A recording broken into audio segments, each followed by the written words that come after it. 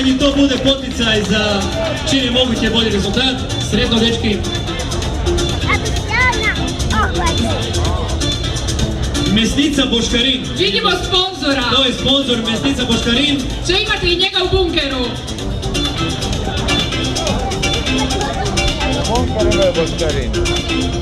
Naša sutkinja sve kontrolira. Dečki, skinite se da vidimo čas ste tu nešto. Nema vremena sad.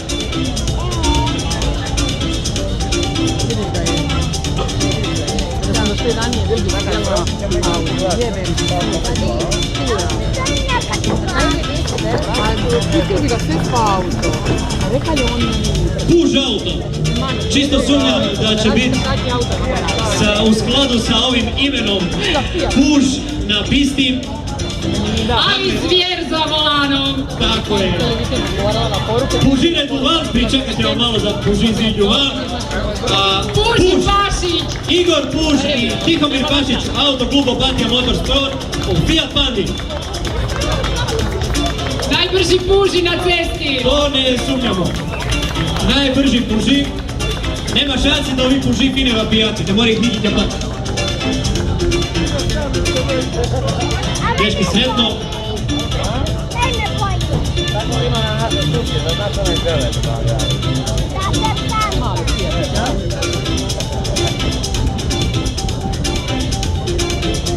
I čekamo da posada Puž Pašić krene.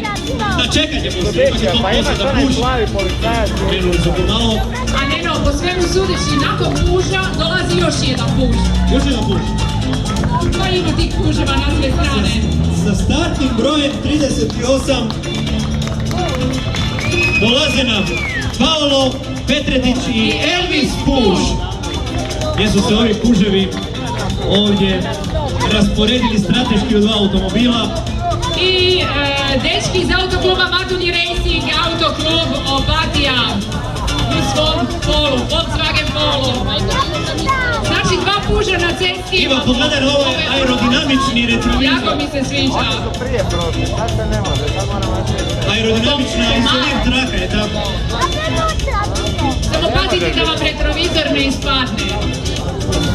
Neki je jedan put očigledno prema njemu.